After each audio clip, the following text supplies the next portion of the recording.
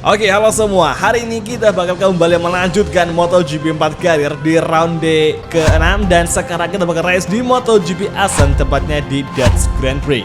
Gak kerasa udah 6 seri kita lewati dan sekarang di klasemen kita masih menjadi pemimpin klasemen dengan unggul 5 poin dari pesaing terdekat kita, yakni Valentino Rossi yang ada di posisi kedua. Kita unggul 5 poin. Kemudian CT Gibernau di tempat ketiga dengan total 58 poin. Kali ini cuaca di Assen cerah banget ya, dengan suhu treknya 33 derajat Celcius. Cuma saudaranya lumayan dingin. Nah, sekarang ini yang meraih pole position ada Valentino Rossi, kemudian di barisan terdepan dilengkapi oleh Biaggi dengan CT Gibernau. Sementara itu untuk si Assen terus ke start dari urutan keempat di balapan GP Assen. Tapi nggak masalah karena balapan meskipun kualifikasi kita startnya belakang, kalau emang waktunya kita menang pasti juga bakal menang cuy. Kalau gitu loh kita mulai itu MotoGP race ke-6 di GP Assen. Inilah dia. Oke semua, dan inilah dia sesi race kelas MotoGP di Assen Circuit Dutch Grand Prix round ke-6. It's on the way. Menuju tikungan pertama, Valentino Rossi menjadi race leader, Gibernau mendefense. Di tikungan pertama, langsung saja Asep Surasep mencoba menyerang dari sebelah kiri, masih belum bisa. Kita ambil inside line dari Gibernau, kita blok pas perlahan, masih side by side di tikungan ketiga. Rossi menjauhkan gap dengan kita berdua. Duo Honda Movistar masih bertarung hingga di hairpin corner tikungan kelima. Kemudian full gas kembali di lurusan menjelang high speed corner di sektor kedua. Fokus ke fighting. Kali ini Rossi langsung menjauhkan gap dengan Asep Surasep.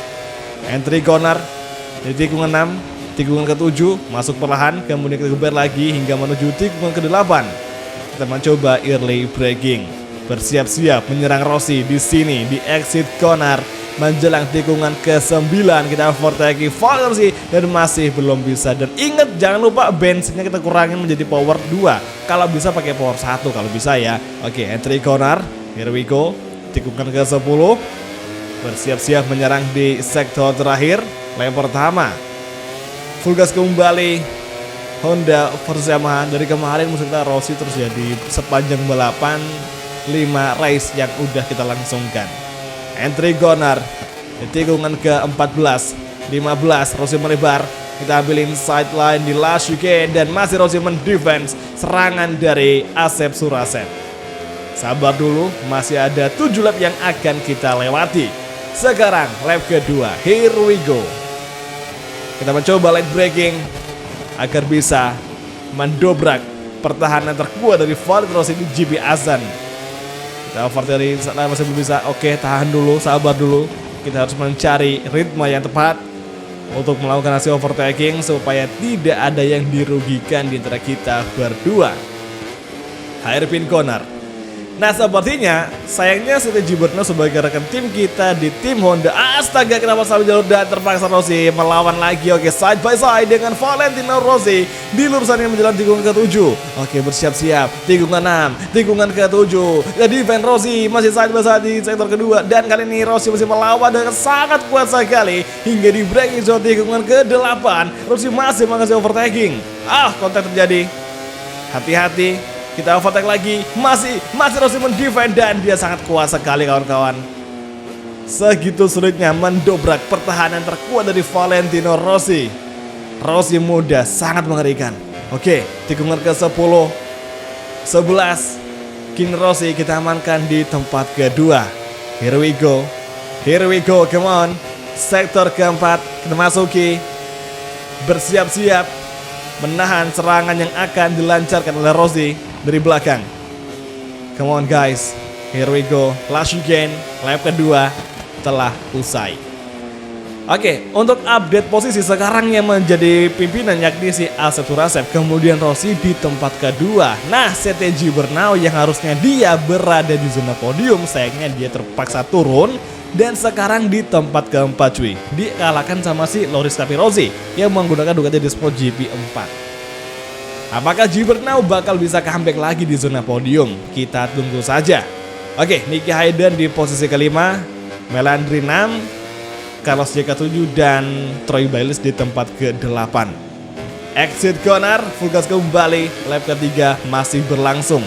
Sektor kedua, lurusan. Dan sekarang gap dengan Rossi perlahan mulai menjauh, sekarang menjadi 0,4 bahkan juga kadang 0,5 detikan.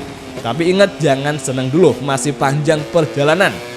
Masih ada waktu di mana AI bisa mengadaptifkan performanya untuk bisa mengimbangi laju dari Asep Surasep. Sekarang 0,6, entry corner tikungan ke-9. So far kita menjadi fastest lap of the race. Sangat luar biasa. Nah, yang ngebikin kita bisa kencang kayak gini ya terutama karena gue pribadi suka sama track Asen cuy.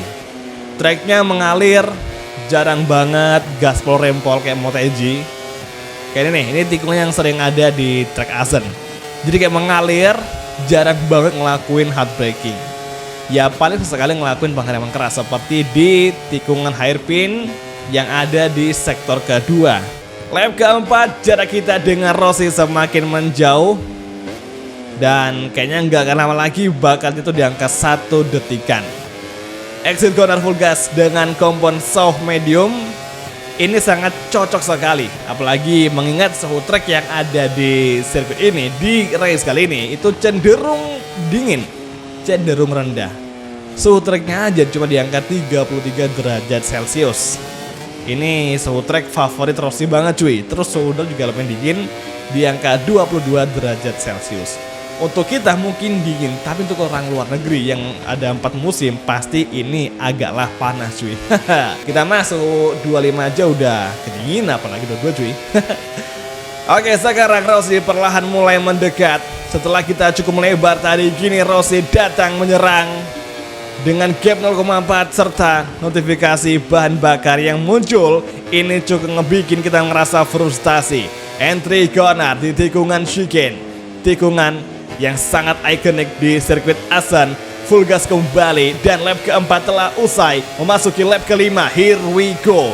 Honda Telefonica Movistar MotoGP masih menjadi leader dengan Asep yang menjadi pembalapnya. Kemudian Valentino Rossi dari tim Yamaha Fortuna Gauloises MotoGP yang mengisi tempat kedua.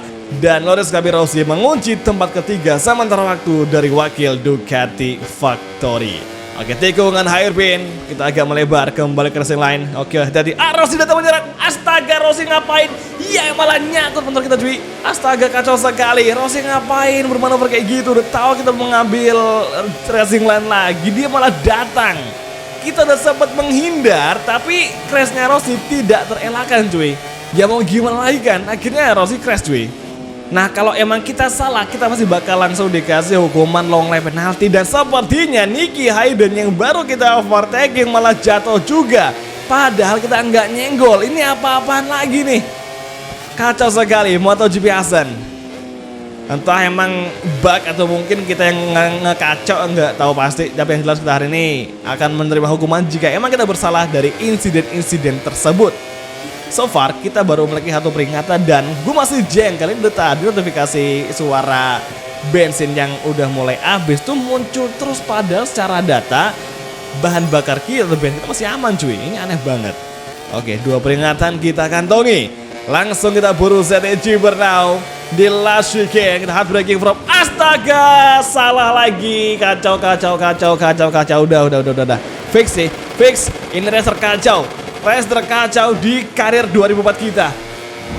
Ini kayaknya balapan kita nggak akan beruntung di GP Asen kali ini. Udah pede bisa fight, udah ngedapetin P1 kan. Malah ada aja halangan yang terjadi. Dari insiden dengan Rossi crash. Kemudian lanjut nih Hayden crash. Terus kita juga nih malah gara-gara saking kita ngepushnya atau ngejar si ZTG Bernau, gue lupa bahwa gaya balap yang kita terapin di MotoGP 24 ke MotoGP 2004 itu berbeda parah cuy.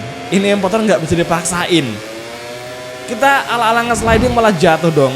Astaga, kok bisa-bisanya kita lupa gitu tata cara bagaimana ngendarain motor 2004 yang sangat sliding. Astaga, oke lah. Mau diapa ya guys ya, kita udah nggak bisa ngelakuin apa dan sekarang kita udah untuk ngedapetin poin pun kayaknya mustahil. Alhasil dengan kita yang crash, Rossi out of the race. Kini race leader dipegang sama Loris Capirossi pakai Ducati. CT Gibernau naik di tempat kedua dan Marco Melandri di tempat ketiga. Setidaknya ada yang ngebikin gue pribadi nggak ngerasa kecewa karena ada wakil dari satu Ducati yang mampu tembus di podium. Plus juga meraih kemenangan, yakni Loris Capirossi. Memang sebenarnya hari ini bukan hari bagi Rossi serta bagi si Asep Surasep yang mengalami masalah di MotoGP Assen.